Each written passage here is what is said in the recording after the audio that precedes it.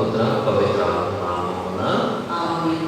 మన ప్రభు అయిన యేసుక్రీస్తు కృప, సర్వేశ్వరుని ప్రేమ, పవిత్ర సహవాసము మీ అందరితో ఉండుగాక. పవిత్రమైన దేవుల కూర్చొని యోగి పాల్పంచుకున్నట్టు మన పాపములను ఒప్పుకుంటాము. సర్వశక్తి గల సర్వేశ్వరుని చెంతను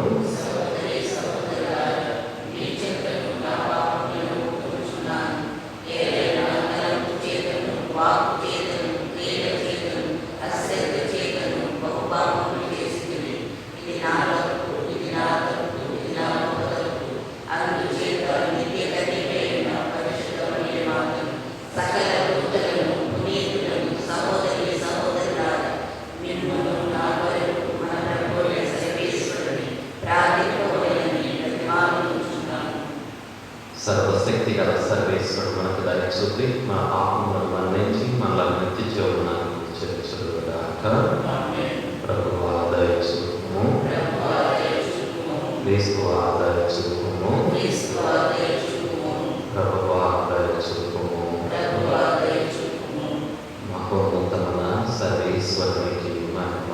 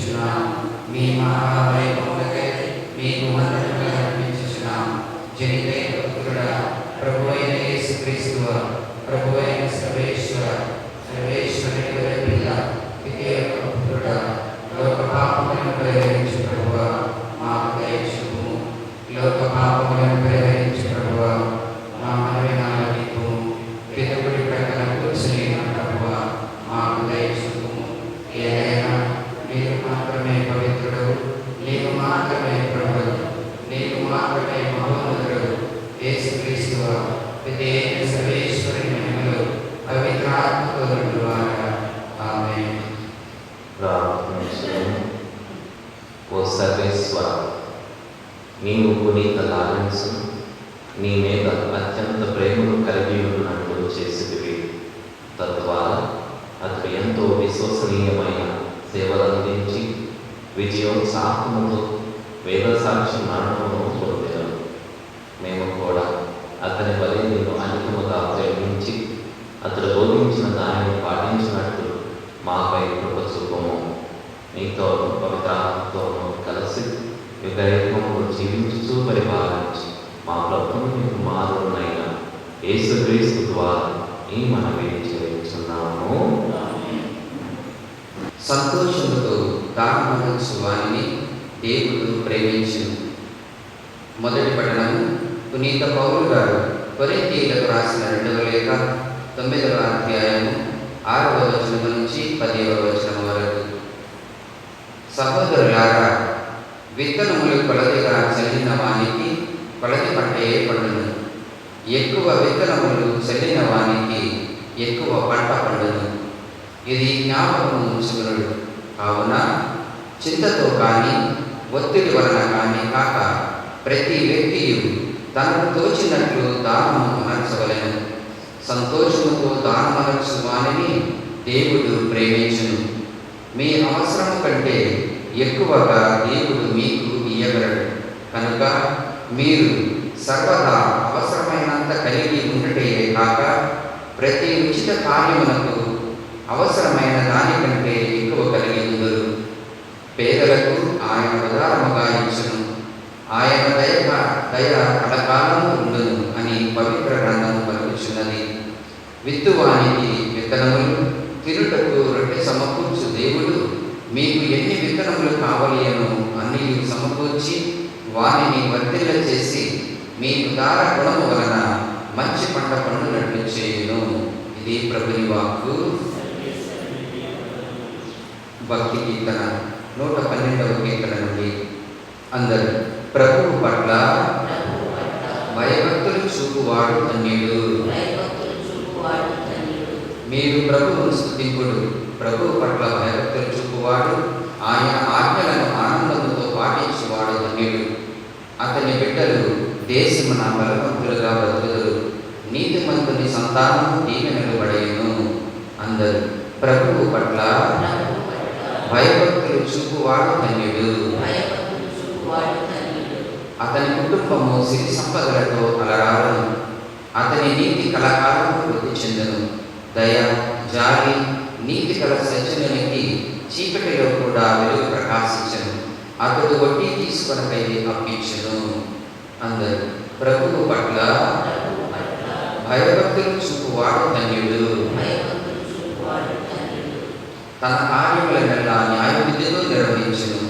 నీతిమంతుడు ఏనాడును కదిలింపబడడు. అతని పేరు శాశ్వతముగా ఉండిపోవును. అందరూ ప్రభువు పట్ల భయభక్తులు చూపువాడు ధన్యుడు. స్థిర విశ్వాసమును ప్రభువునందు నమ్మకమును కలవాడు కనుక అతడు తన్ను గూర్చి దుర్వార్తలకు చడియడు. అతని హృదయము స్థిరమైనది. తన శత్రువుల విషయమున తన కోరిక నెరవేరు వరకు భయపడడు. అందరూ ప్రభువు పట్ల భయభక్తులు చూపువాడు ధన్యుడు. అతడు పేదలకు ఉదాహరణగా దానము చేయును. సదా అతని నీతి నిలచేయును. వాని కొమ్ము కనక నుండి హెచ్చింపబడును. అందరూ ప్రభువు పట్ల భయభక్తులు చూపువాడు ధన్యుడు. హల్లెలూయా వచనము. హల్లెలూయా, హల్లెలూయా. ప్రభువు ఇప్పుడు పలుకుచున్నాడు. లోకమునకు వెలుగును నేనే. నన్ను అనుసరించువాడు జీవపు వెలుగును పొందును. హల్లెలూయా. ప్రభువు నీతో కలుగుగాక. పునీత యోహాను గారు రాసిన సువిశేషంలోని భాగము.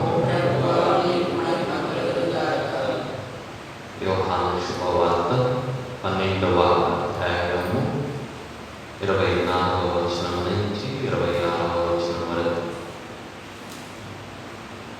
నేను మీతో నిశ్చయముగా చెప్పినదేమన, గోధుమ గింజ భూమిలో పడి నశించినంత వరకు అది అట్లే ఉండును. కానీ అది నశించిన ఎడల విస్తారముగా ఫలించును. తన ప్రాణమును ప్రేమించువాడు దానిని కోల్పోవును. కానీ ఈ లోకమున తన ప్రాణమును ద్వేషించువాడు దానిని నిత్య జీవమునకై కాపాడుకొనును. నన్ను సేవింపగోరువాడు నన్ను అనుసరింపవలెను. అప్పుడు నేను ఉన్న చోటుననే నా సేవకుడును ఉండును. ఎవడైనా నన్ను సేవించిన ఎడల వారిని నా తండ్రి గౌరవించును. ఇది క్రీస్తు సువిశేషము.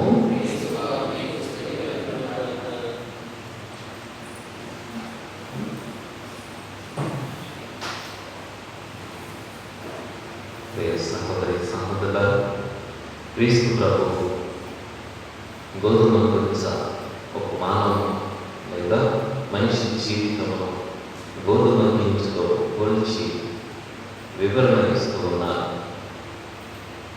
గోధుమ గింజనే కాదు, ఇక్కడ ఏ విత్తనమైనా సరే అది భూమిలో పడి నశించితేనే, లేదా అది భూమిలో పడి మొలకెత్తాలి, జీవించాలి అంటే భూమిలో పడి ఖచ్చితంగా నశించాలి, తన జీవితాన్ని కోల్పోవాలి, తనకున్నటువంటి ఆ సాధనాన్ని రూపాంతరం చెందాలి, లేదా మరొక రూపానికి తను త్యాగం చేయాల్సినటువంటి అవసరం పడుతుంది.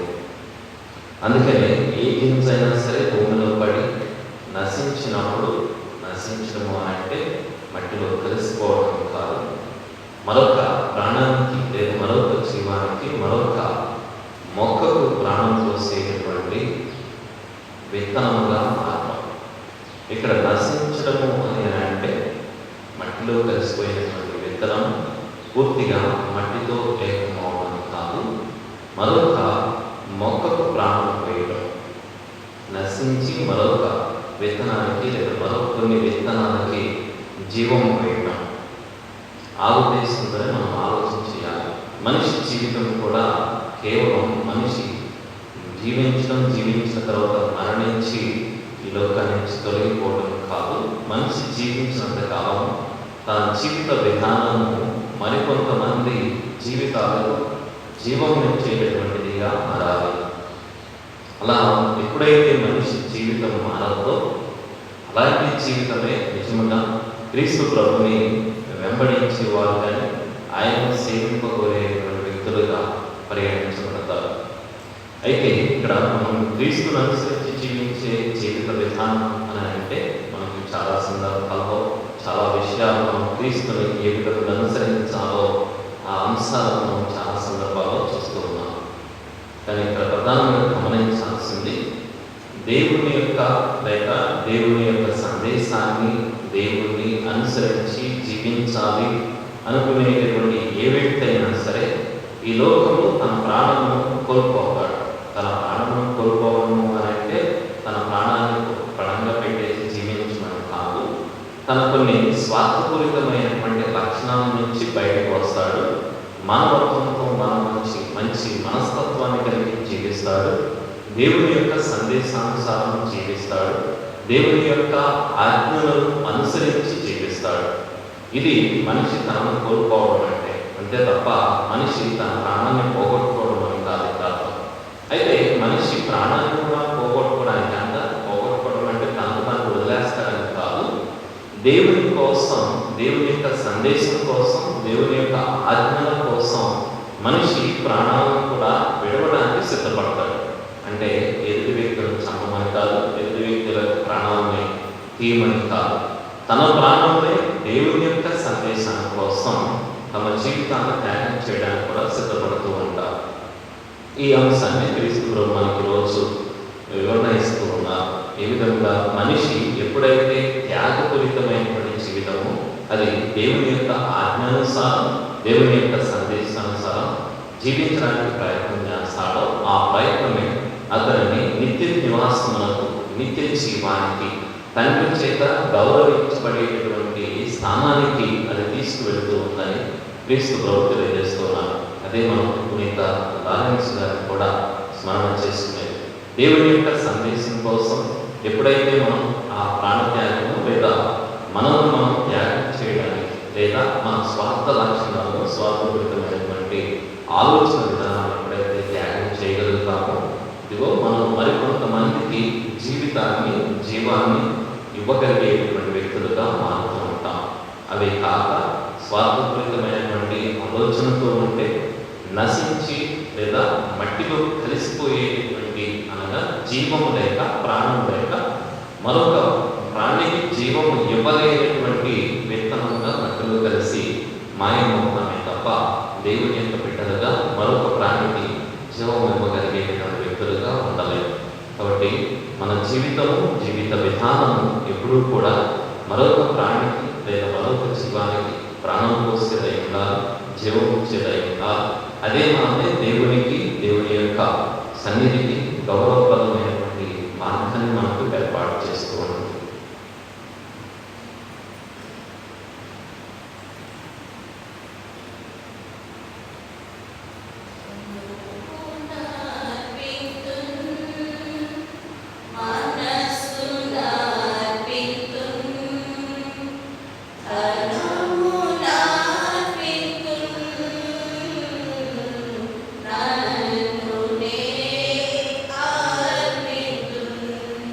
నన్ను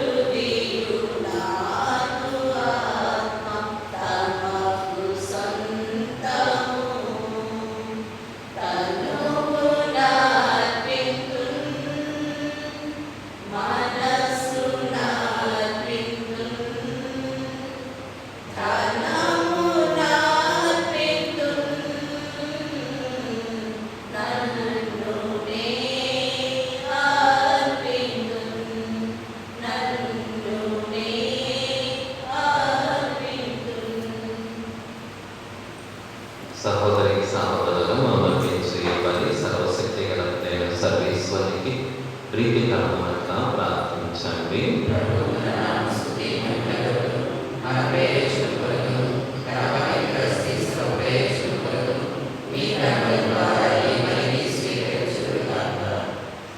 ఓ ప్రభువా, పునీత లారెన్స్ ఉత్సవ సందర్భమున మేము సంతోషంతో సమర్పించు అర్పణలను అనురాగంతో స్వీకరింపుము.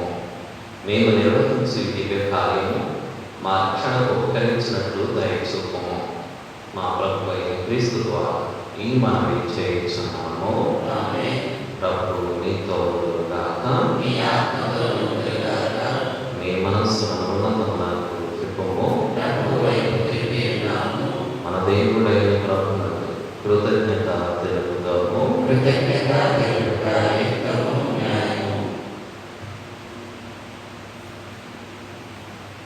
ప్రభు అయిన దేవ, పావన పిత, సర్వశక్తి గల సర్వేశ్వర, మేము ఎల్లప్పుడూ మీ చోటను నీకు కృతజ్ఞత వందనములు చెల్లించుట యుక్తము, న్యాయము, ధర్మము, రక్షణదాయకము. ఏదైనా వేద సాక్షి అయిన పునీత లారెన్స్ క్రీస్తు వలె మీ మహిమ కొరకు తన రక్తము దారమోసెను. ఈ విధముగా అతని మరణమునందు మీ మహాకార్యము ప్రత్యక్షమవుతున్నవి. బలహీనులకు మీ శక్తి నొసగి మీ పరిపూర్ణతను రుజువు చేయుచున్నాము. మా ప్రభు అయిన యేసు క్రీస్తు ద్వారా వారు నీకు ఉత్తమ సాక్షులుగా ఉండునట్లు అనుగ్రహించుచున్నాము. కావున స్వర్గపు శక్తులతో ఏకమై మేము భూమిపై నిరంతరం పూజించుచు మీ ఘనతను ఎల్లప్పుడూ స్తుతించుట ఎట్లనగా,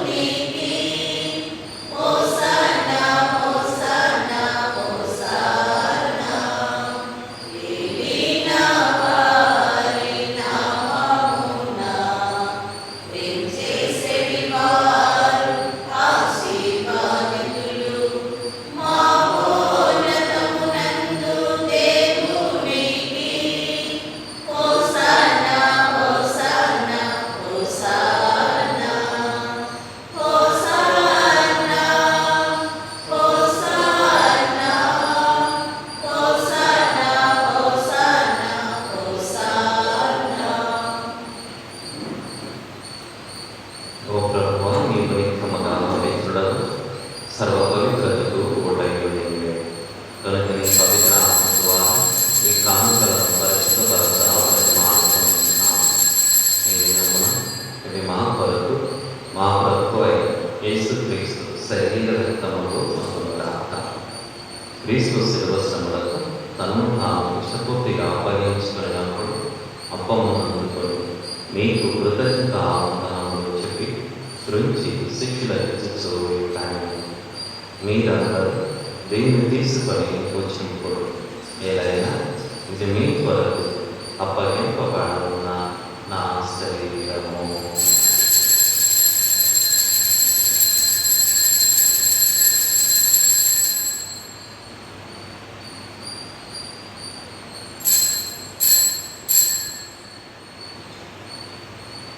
ఆ విధంగానే భోజనానంతరము మాత్రం అందుకొని మరలా మీకు కృతజ్ఞత వందనములు చెప్పి శిక్షులకిచ్చు.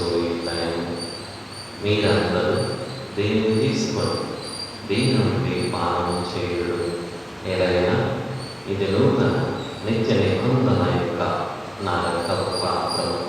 ఇది మీ కొరకును అనేకుల కొరకును పాప పరిహారమునకై ధారవేయబడును.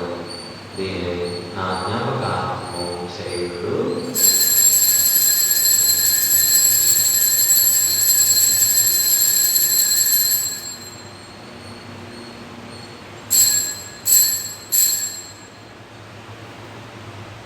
ఇది విశ్వాస రహస్యము.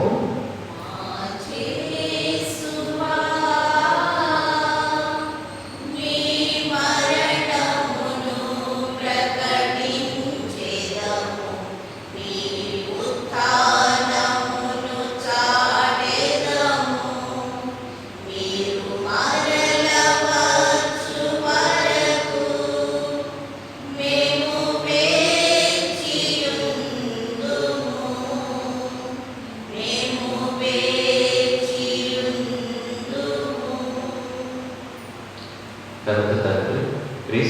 మరణమును ఉత్థానమును స్మరించుచు జీవము అప్పము రక్షణ పాత్రమును నీకు సమర్పించుచున్నాను. నీ సముఖమున నిలిచి నీకు పరిచర్య చేయక మమ్మ పాత్రులంగా చేసినందుకు నీకు వందనములు తెలుపుచున్నాము. క్రీస్తు శరీర రక్తములను పారివారము మమ్ము పవిత్రాత్మ ద్వారా ఐక్యపరచుమని ప్రతిమానుచున్నాము. ఓ ప్రభువా, ప్రపంచమంతటా వ్యాపించి ఉన్న నీ శ్రీ సభను జ్ఞాపకం ఉంచుకున్నాము. మా ఫ్రాన్సిస్ జగద్గురువును, మా జోసఫ్గాధిపతిని, గురువులందరితో పాటు మమ్మను ఇక్కడ గుంపుడి ప్రతి ఒక్క బిడ్డను నీ ప్రేమతో పరిగణనలో చేయము. నీవు ఈ లోకం నుండి పిలుచుకున్న రాజేశ్వరుని సేవకుని జ్ఞాపకం ఉంచుకున్నాము.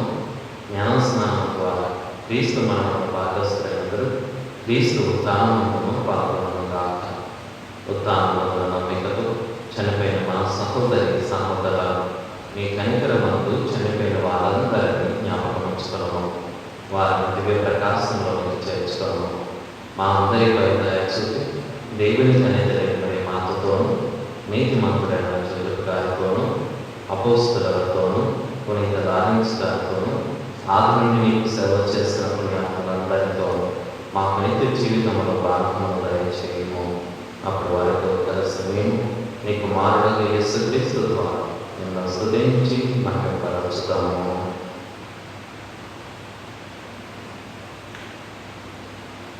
క్రీస్తు ద్వారా క్రీస్తుతో క్రీస్తునందు సర్వశక్తి గలైన సర్వేశ్వర పవిత్రాత్మతో నేతమైనది మీకు ఇక ఏదో గౌరవం కలుగుగాక.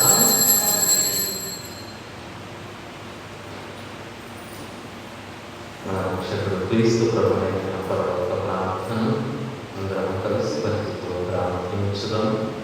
పరలోకమందున్న మా తండ్రి,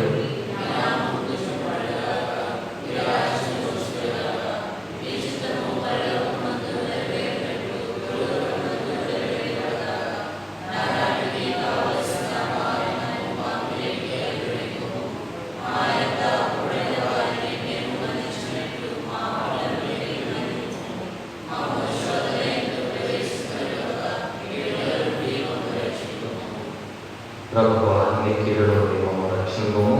మా ఈ రోజులలో మాకు శాంతిని ప్రసాదింపుము. నీ అనుగ్రహము వలన పాపము నుండి మమ్ము విముక్తులను చేసి అన్ని కలతల నుండి సర్వదా కాపాడము. మేము మోక్షానందము మా రక్షకుడైన యేసుక్రీస్తు ఆగమమును నిరీక్షించుచుందుము.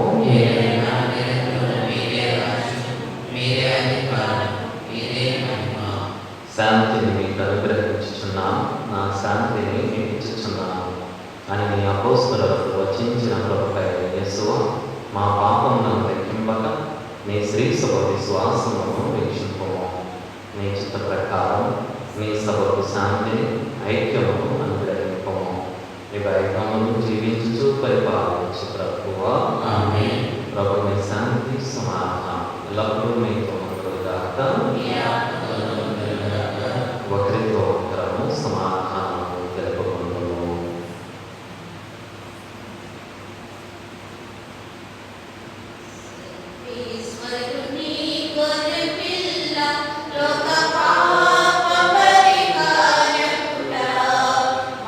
దయచూపండి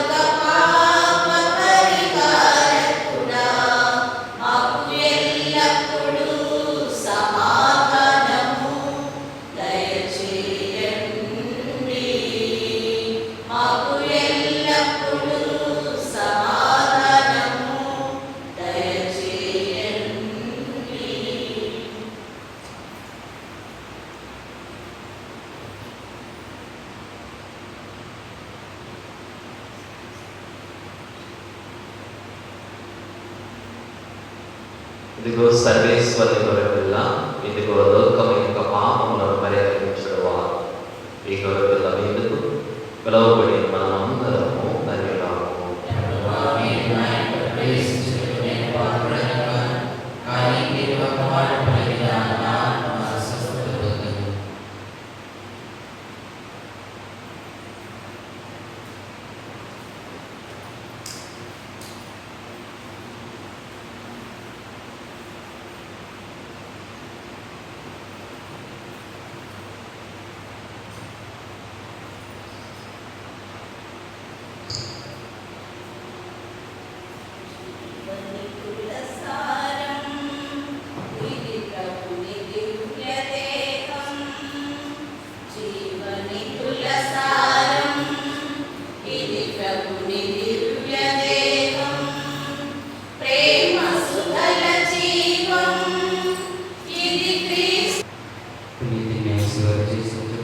క్రీస్తుని ఆత్మమా, క్రీస్తుని శరీరమా, క్రీస్తుని రక్తమా, క్రీస్తుని ప్రకటన నుండి కారిన నీడ, క్రీస్తు అనుభవించిన కష్టమా, ఓ మంచి చేసువా, నీ గాయముల లోపల నేను మేము ఎడబాయినట్టు దుష్ట శత్రువుల చేతిలో దొరకకుండా నా మరణ సమయమందు నన్ను మీ సన్నిధికి అప్పుడు మీ ప్రియులతో కూడా ముగింపు లేని కాలము నేను మీకు స్తుతించగలగా. ఆమేన్. మహామధురముతో నిండిన మా మంచి యేసువ, దాసుడైన పేదవారి సుఖములు మోకాళ్ళ మీద నిలిచి సాష్టాంగపడి నా చేతులను నా కాళ్ళను ఉంచినారు, నా ఎముకలన్నీ ఇచ్చినారు. నీ పేరిట పూర్వకాలం సూచించిన దానిని నా కళ్ళ ముద్ర చూసి నీ నాయకులను మిక్కిలి భక్తితోనూ దుఃఖంతోనూ నా అంతరంగమందు విచారించి కలపుచి ధ్యానించి ఈ సమయమందు దృఢమైన విశ్వాసం, నమ్మిక, దైవ ప్రేమ సుకృతలను నా పాపముల మీద నిజమైన మనస్తాపమును వారిని ఎత్తుకున్న మిక్కిలి దృఢమైన ప్రతిజ్ఞను నా హృదయములను ముద్రింపలేని నా మంచి చేసువ నిన్ను నా ఆత్మ యొక్క మేలైన ఆకాంక్షతో ప్రతిమాని ప్రార్థించుచున్నాము స్వామి. ఆమేన్. ప్రార్థించుదాము. ఓ ప్రభువా, పునీత లారెన్స్ ఉత్సవం నాడు నీ దివ్యాహారంతో పోషింపబడి ప్రార్థియపడి ప్రార్థించుచున్నాము. ఈ పునీతిని బాధ్యతాయుత సేవల గౌరవార్థము మేము సమర్పించుబలి మా యందు నీ రక్షణ అనుగ్రహము అధికము చేయునుగాక. మా ప్రభు అయిన క్రీస్తు ద్వారా నీ మనవి చేయుచున్నాము. ఆమేన్. ప్రభు నీతో ఉండుగాక. సర్వశక్తి గల సర్వేశ్వరుడు పిత, పుత్ర, పవిత్రాత్మ మేమందరినీ ఆశీర్వదించి కాపాడుగాక. ఆమేన్. సమాధానంతో వెళ్ళి క్రీస్తు ప్రేమలో జీవించండి.